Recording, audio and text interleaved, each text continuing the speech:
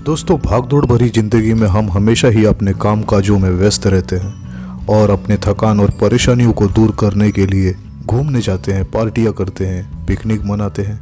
ऐसे अन्य छोटे छोटे खुशियों को अपनी ज़िंदगी में शामिल करके हम खुश रहते हैं।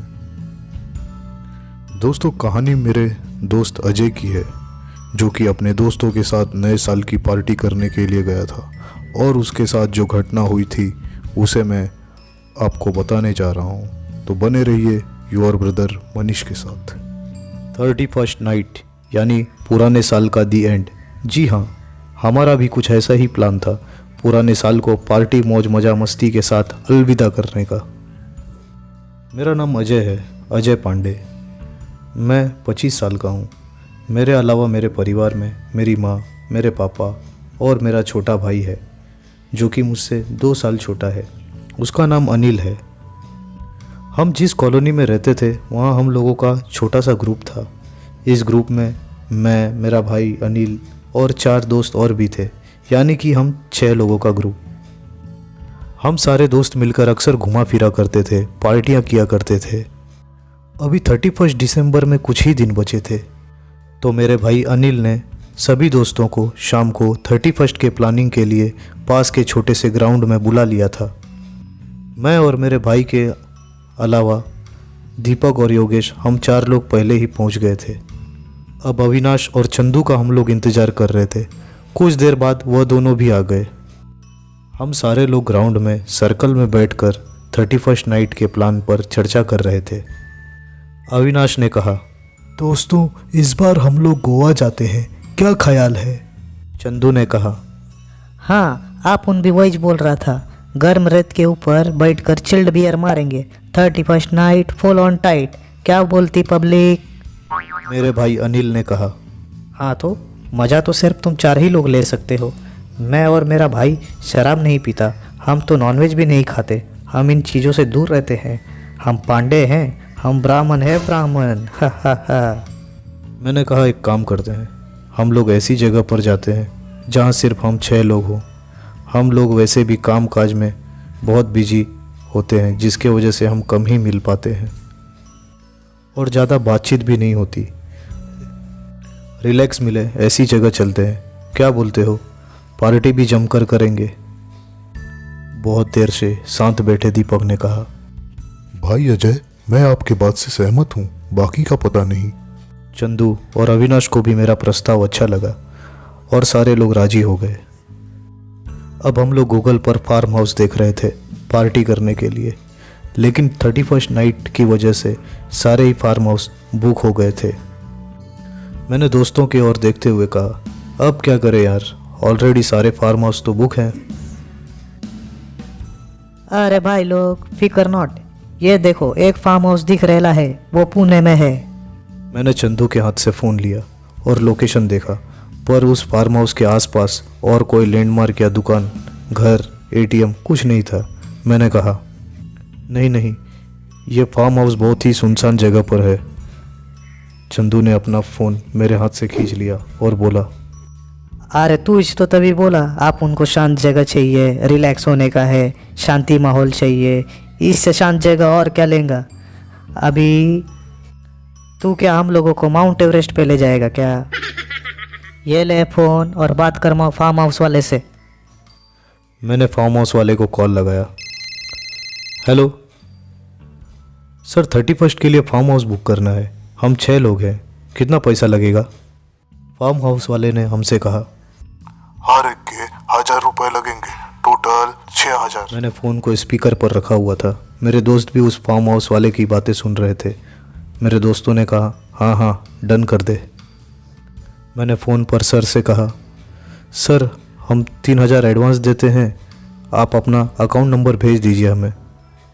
फार्म हाउस वाले ने कहा, उसकी कोई ज़रूरत नहीं, पूरा पैसा चेकआउट के बाद दे देना। मैंने कहा ठीक है और फ़ोन काट दिया। और हम सारे लोगों ने भी अपना अपना पैसा निकाला और पार्टी के लिए जमा किया। फिर हम सभी लोग अपने घर चले गए। आखिरकार इंतज़ार ख़त्म हुआ।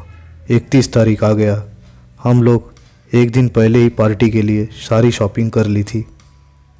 सुबह सुबह सारे लोग जमा हुए। दीपक भी अपने पापा की कार लेकर पहुंच गया था, जो कि 7 सीटर था। हमने पार्टी का सारा सामान गाड़ी की डिक्की में रख दिया और म्यूज़िक सुनते बातें करते निकल पड़े। लंबा रास्ता और एक गाड़ी में सारे दोस्त। वाह क्या बात है। मुंबई की भीड़ वाली जगह से जैसे जैसे हम लोग दूर जा रहे थे वैसे वैसे शोर कम होता जा रहा था। हमें हरे भरे गांव दिख रहे थे, खेत में लहराती फसलें और स्वच्छ वातावरण में। चंदू ने कहा, अबे गाड़ी रोक, आप उनको हल्का होने का है। कभी से देख रहा था सुनसान जगह कब आता है और आप उन हल्का कब होता है। मेरे भाई अनिल ने कहा, भाई गाड़ी मत रोक, इसको खाली बोतल दे दे, बोतल में ही कर लेगा सुसु। हा हा हा हा। गाड़ी साइड में रुक गई। हम सब थोड़ी देर के लिए वहाँ उतर गए, कुछ फ़ोटोज़ भी क्लिक किए और फिर चल पड़े सफ़र पर। हम लोग पुणे से पहले एक गांव में पहुंच चुके थे। वहाँ हमने एक सवारी साइकिल वाले से उस गांव का पता पूछा जहाँ हमें जाना था। वह साइकिल वाला थोड़ी देर हमारे तरफ देखा, पर उसने पता बता दिया। सुनसान सड़क पर लगभग 1 घंटे के लंबे सफ़र के बाद आखिरकार हम फार्म हाउस पर पहुंच ही गए। लगभग शाम के 4 बज चुके थे। फार्म हाउस वाला हमें मिला जिसने फ़ोन पर हमारी बात हुई थी। फार्म हाउस वाले ने हमसे कहा, सुनो बच्चे लोग, मैं फार्म हाउस में नहीं रहता। यहाँ से थोड़ी दूरी पर एक गांव में मेरा घर है, मेरा परिवार है, मैं वहीं पर रहता हूँ। अगर ज़्यादा ही ज़रूरत पड़े तो ही मुझे कॉल करना। और हाँ, अंधेरा होने के बाद फार्म हाउस से बाहर मत निकलना। बाकी मैं कल सवेरे को आऊँगा। ये लो फार्म हाउस की चाबी और अपना अपना आधार कार्ड दे दो मुझे, क्योंकि तुम लोग अनजान हो ना। मेरे पास भी तो तुम्हारी एंट्री होनी चाहिए कि नहीं, मालिक को भी एंट्री दिखानी पड़ती है। इतना कहकर वह हमारा आधार कार्ड लेकर चला गया। हमने गाड़ियों से सारे सामान फार्म हाउस में शिफ्ट किए। फार्म हाउस थोड़ा पुराना था पर ठीक था। हम सभी थोड़ी देर रिलैक्स करने लगे, मजाक मस्ती चल रहा था। चंदू ने कहा, ये दीपक जा और मसाले की तैयारी कर। आप उन जरा घूम के आता है बाहर से, और आने के बाद मटन बिरयानी बनाएंगे आप उन, क्या बोलते। और तुम दोनों शाकाहारी भाई लोग दाल चावल बनाओ और दाल चावल खाओ। हा हा हा हा हा। मजाक मस्ती वाली बातें सुनकर मेरे छोटे भाई अनिल ने मजाक में कहा, हाँ खा बिरयानी, हमने भी पनीर लाया है। हम पनीर टिक्का और पनीर मसाला बनाएंगे, मांगना भी मत। बातें करते करते शाम के 6 बज चुके थे। चंदू बाहर की ओर जा रहा था। मैंने उससे कहा, बाहर मत जा यार, पता है ना फार्म हाउस वाले ने क्या कहा था। चंदू ने कहा, अरे यार टेंशन काहे को ले रहा है, इधर से ही घूम के आता हूँ। अविनाश और योगेश भी चंदू के साथ जाने के लिए तैयार हो गए। मेरा भाई अनिल भी जाने लगा तो मैंने उसे रोक लिया और कहा, जाने दो उन लोगों को, मना करने पर भी बातें नहीं मानते। दीपक, मैं और अनिल हम तीनों ही फार्म हाउस पर थे। हम तीनों पार्टी की तैयारी कर रहे थे। लगभग 2 घंटे हो गए थे उन्हें जाकर। अब हम भी काफ़ी परेशान हो गए थे। फ़ोन भी नहीं लग रहा था किसी का। अचानक से कुछ देर बाद दौड़ने की आवाज़ आई। मैंने देखा योगेश दौड़ता हुआ आया और आकर हाँफने लगा। मैंने उसे पानी पिलाया और पूछा, क्या हुआ और वो दोनों कहाँ पर हैं। योगेश ने कहा, अरे भाई वहाँ हम बातें करते करते दूर चले गए थे। चंदू को बोल रहा था चल जाते हैं, बहुत टाइम हो गया है, पर वह फ़ोटो खींचने में मग्न था। अचानक मैंने और अविनाश ने देखा कि चंदू के पीछे एक बड़ा सा साया खड़ा था। किसी चुड़ैल का था लग रहा था हमें ऐसे तो, पर हम भाग खड़े हुए। हाँ। इतना कहते ही योगेश को चक्कर आ गया और वह ज़मीन पर गिर पड़ा। हम लोगों ने योगेश को उठाकर ऊपर के कमरे में ले जाकर सुला दिया और बगल के हॉल में आकर हम बैठ गए। तभी थोड़ी देर बाद चंदू और अविनाश भी वहाँ पर आए। वह डरे हुए तो बिल्कुल नहीं लग रहे थे, उनके चेहरे पर कोई भाव ही नहीं था। मैंने दोनों को डांटते हुए कहा, अरे तुम लोगों को अक्ल है या नहीं, मना करने पर भी बात नहीं समझते। उन दोनों के हाव भाव अलग थे। मेरी बातों को अनसुना कर दोनों साइड में जाकर खड़े हो गए। मैं भी चंदू की ओर जाने लगा, पर चंदू के साइड में लगे आईने पर मेरी नज़र पड़ी और मैं डर गया। आईने में वह बिल्कुल ही अलग लग रहा था। ऐसा लग रहा था मानो कि कोई भयानक दानव हो। मैं काफ़ी डर चुका था। मैंने अपने कदम तुरंत पीछे हटा लिए और मैं धीरे धीरे अपने भाई और दीपक की ओर चला गया और दोनों से कहा, अरे यार चलो यहाँ से, एक सामान लाना है, जल्दी चलो। मेरे भाई अनिल ने कहा, भाई आप दोनों जाओ, मैं थोड़ा थक गया हूँ और चंदू को भी तो सबक सिखाना है। मैंने मेरे भाई के नज़दीक जाकर कहा, यह मजाक का समय नहीं है, जल्दी नीचे चलो। हम तीनों नीचे वाले फ्लोर पर आ गए और उन दोनों को मैंने सारी बात बताई। अनिल और दीपक भी डर गए। मुझे कुछ समझ में नहीं आ रहा था कि मैं क्या करूं। अचानक मेरी नज़र छोटे से कमरे की ओर गई। शायद वह एक स्टोर रूम था। हम तीनों उसमें घुस गए और दरवाज़ा बंद कर लिया। थोड़ी देर बाद दीपक ने कहा, भाई बहुत डर लग रहा है, क्या करें? मैंने कहा, जा और वहाँ कोने में जाकर चुपचाप बैठ जा। भले कितनी भी आवाज़ें आई, कितना भी शोर शराबा हो, कुछ मत बोलना, चुपचाप रहना। मैं भी दरवाजे के पास खड़ा था। दरवाजे पर एक छोटा सा छेद था। मैं उस छेद से दरवाजे के बाहर का नज़ारा साफ साफ देख सकता था। मेरा भाई भी काफ़ी डर चुका था। वह मेरे हाथों को कसकर पकड़ के रखा था। अविनाश और चंदू दोनों भी अब नीचे आ चुके थे और वह दोनों अपने डरावने रूप में पूरी तरह से थे। अविनाश और चंदू पर भूतों ने पूरी तरह से कब्जा कर रखा था। वह दोनों किचन में चले गए और वह लोग वहाँ पर कच्चा मांस खा रहे थे। मेरा भाई उस छेद से बार बार उन दोनों को देखने की कोशिश कर रहा था, पर मैंने उसे साइड में कर दिया। मुझे पता था अगर वह देख लेता तो चिल्लाता या फिर बेहोश हो जाता।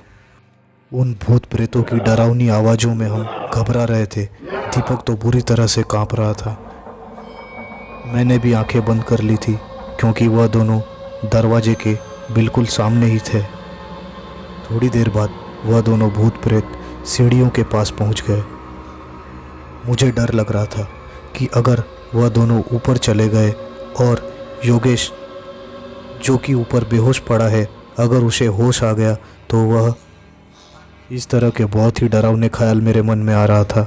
मेरी नज़र मेरे भाई के गले पर पड़ी।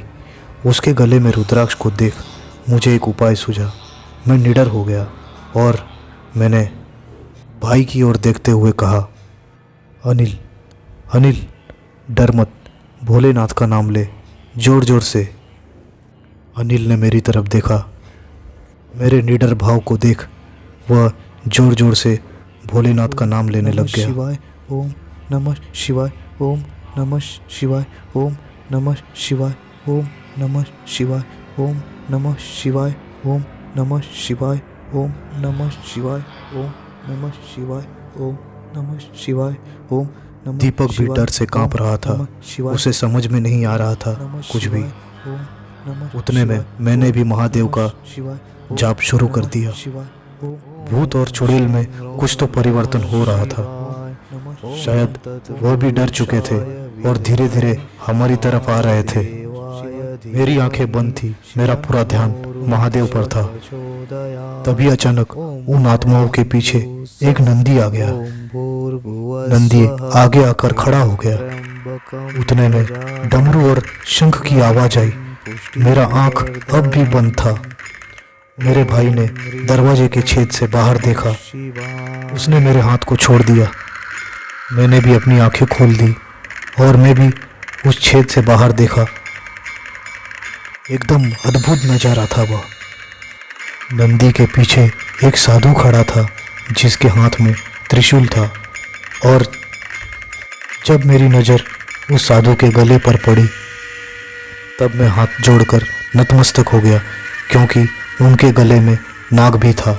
मैं समझ गया था कि वह स्वयं महादेव ही है। थोड़ी देर बाद दोनों आत्माएं गायब हो चुकी थी। कुछ देर बाद हम लोग कमरे से बाहर निकले। योगेश भी होश में था और वह भी नीचे आ चुका था। अविनाश और चंदू जमीन पर बेहोश पड़े थे। सुबह तक हमने इंतज़ार किया, उतने में फार्म हाउस वाला भी आ चुका था। उसे हमने रात वाली सारी बात बताई।